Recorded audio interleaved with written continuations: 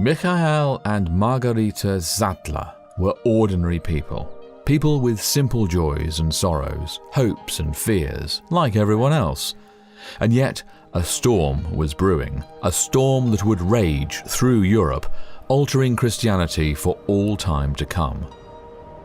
Michael and Margaretha Sattler were swept up into this storm of change, becoming some of its first casualties. Although their lives were cut short, although they laboured in the cause of truth for less than 2 years, the work they set in motion continues to influence people to this day.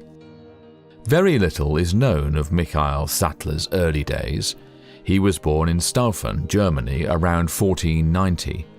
Later, he entered the monastery of St. Peter's near Freiburg. It is believed that Michael eventually rose to the rank of prior, second in charge of the entire monastery. This was a position of power and respect. It essentially made Michael a member of the upper class.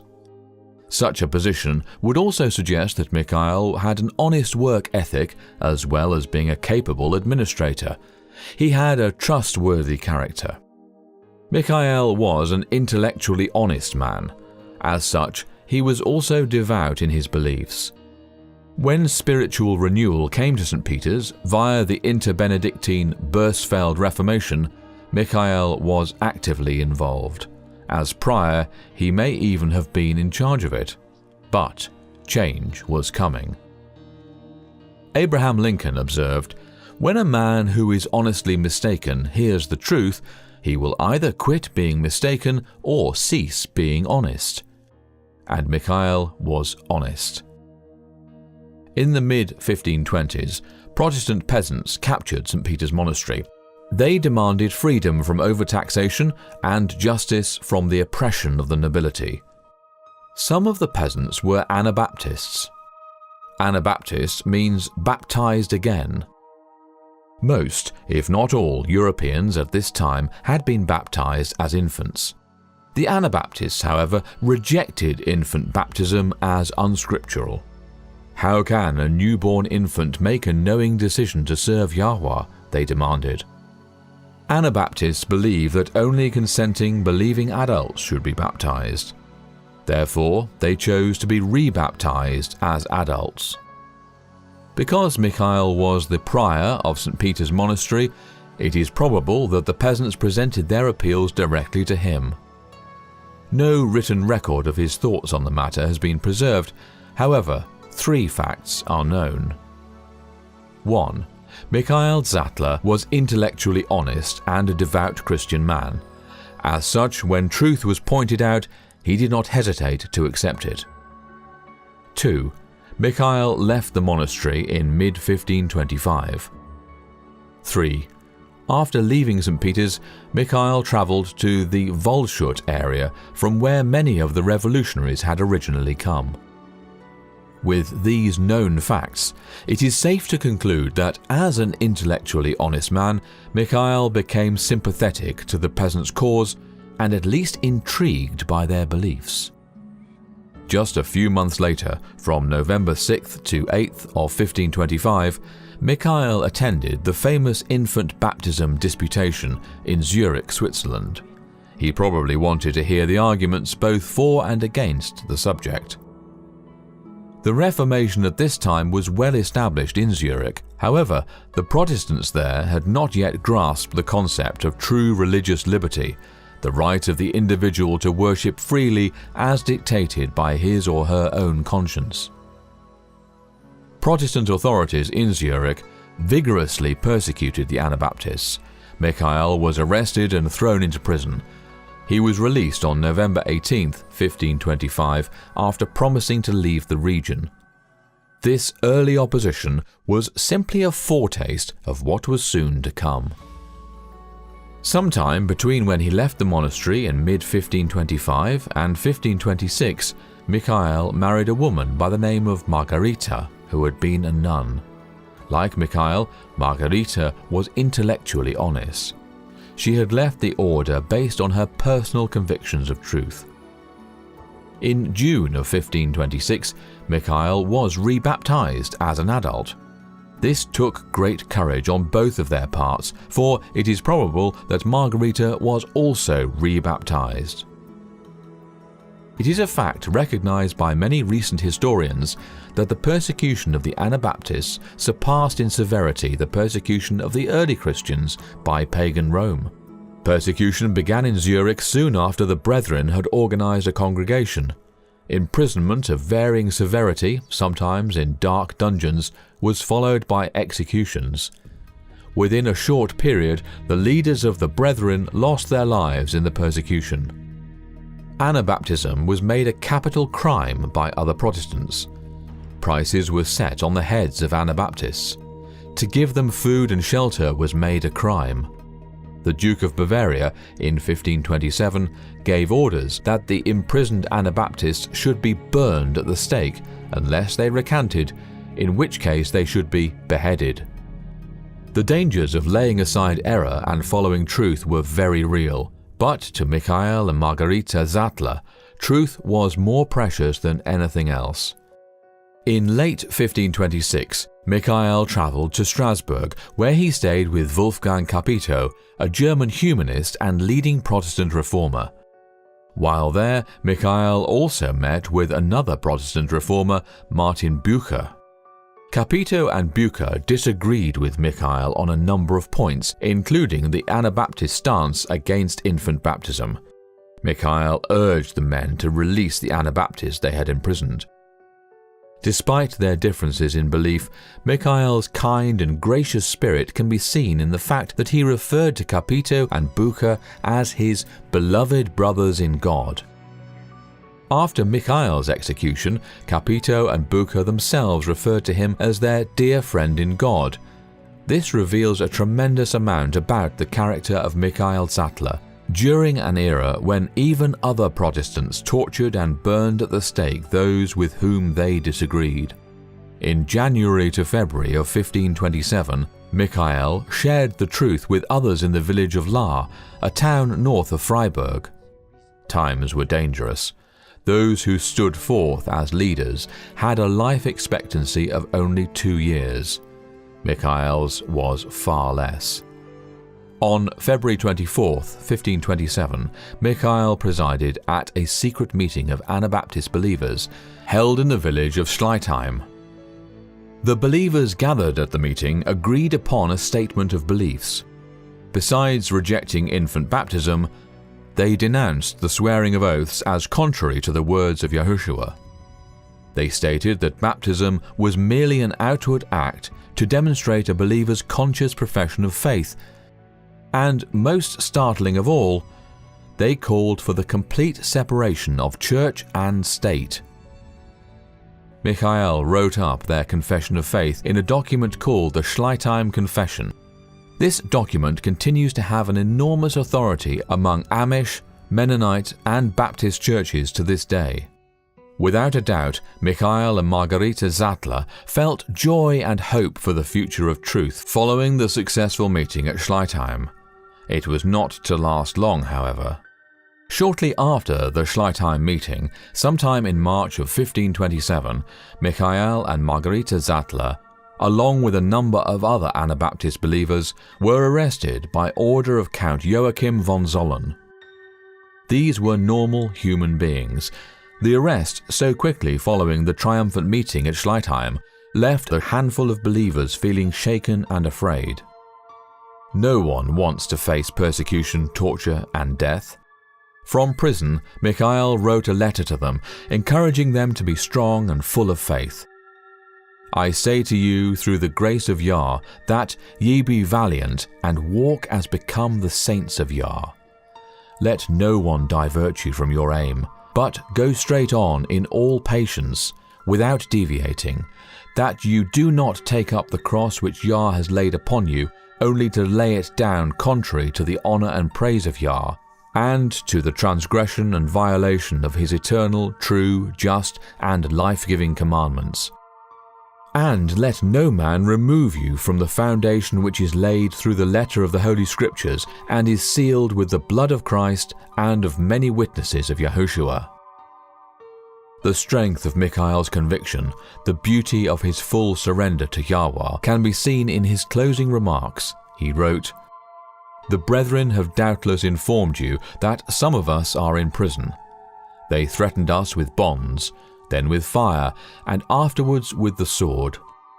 In this peril I completely surrendered myself into the will of Yahuwah, and together with all my fellow brethren and my wife, prepared myself even for death for his testimony. And then I thought of you, who are but few. Hence I deemed it necessary to stir you up by this admonition to follow after us in the divine warfare, in order that you may comfort yourselves with it, that you may not become weary of the chastening of Yahuwah." Mikhail's words shine undimmed through the centuries. His faith in Yahuwah, his love for truth was unwavering. The trial took place May 17th to 18th, 1527 in Rottenburg. Mikhail spoke in defense of all the prisoners, appealing to the scripture as the ultimate authority in matters of right and wrong. At the trial, Mikhail showed he understood that true spirituality is much more than just lip service to one's beliefs. It is heart work. Is it true, as reported, that you say you would prefer to fight on the side of the Turks against the Christians? Order. Let the accused reply. Have I spoken your words? My meaning was... Answer the court!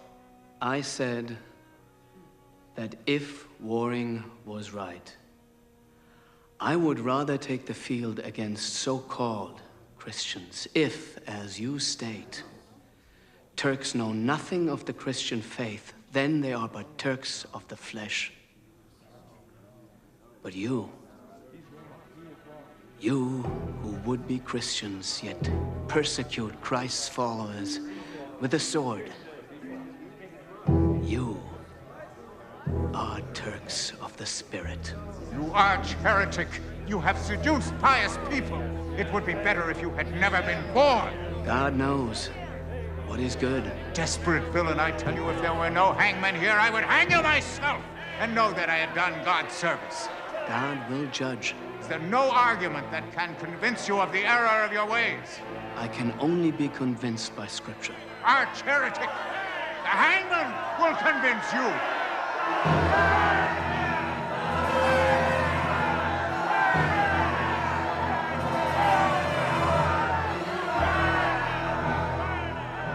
Mikhail summarized his defense with great boldness. "Ye ministers of Yah, if ye have not heard or read the word of Yahuwah, send for the most learned and for the sacred books of the Bible, of whatsoever language they may be, and let them confer with us in the word of Yah. And if they prove to us with the Holy Scriptures that we err and are in the wrong, we will gladly desist and recant, and also willingly suffer the sentence and punishment for that of which we have been accused. But if no error is proven to us, I hope to Yah that you will be converted and receive instruction." After deliberating for just an hour and a half, the judges returned and pronounced judgment. It was an horrific, torturous sentence. He was to have his tongue cut out and flesh gouged from his body with red-hot pincers, and then finally be burned alive. Some of the prisoners recanted. Mikhail, however, stayed strong. On May 20th, 1527, Mikhail was taken to the town square in Rottenburg and tortured. Despite everything done to him, his faith never wavered. Even with part of his tongue removed, he continued to pray, saying, "Almighty eternal Yah, thou art the way and the truth. Because I have not been shown to be in error, I will, with thy help on this day, testify to the truth and seal it with my blood." He was then pushed into a large fire. As the ropes around his hands were burned away, Sattler gave a signal to his group to show them he was confident about his fate, and prayed, "Father, I commend my spirit into thy hands." Very little is known of Margaretha Sattler, but she was soon to join her husband in death. Margaretha was obviously a woman of strong convictions and is one of the very few women actively associated with the Reformation. Many of the other women imprisoned with her were wives of the radicals, but many of them were released due to their lack of actual involvement in the movement and because the majority of them recanted after they were captured. Margaretha's courage and strength even impressed the wife of Count von Zollen, who had ordered the Sattlers' arrest and who was the principal judge at their trial. The Countess visited Margaretha in prison, urging her to recant and promising her a place to live at court.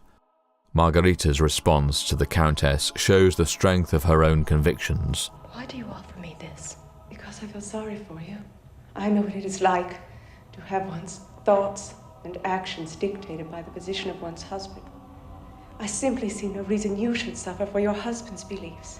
I do not follow my beliefs because of my husband. I follow my husband because of my beliefs. You will not recant, even if, as you must suspect, your sentence is death.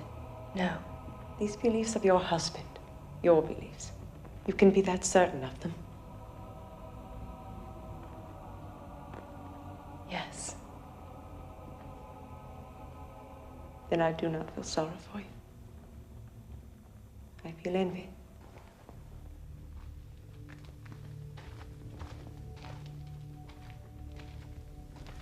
Guard, what will you do now? Wait. And pray.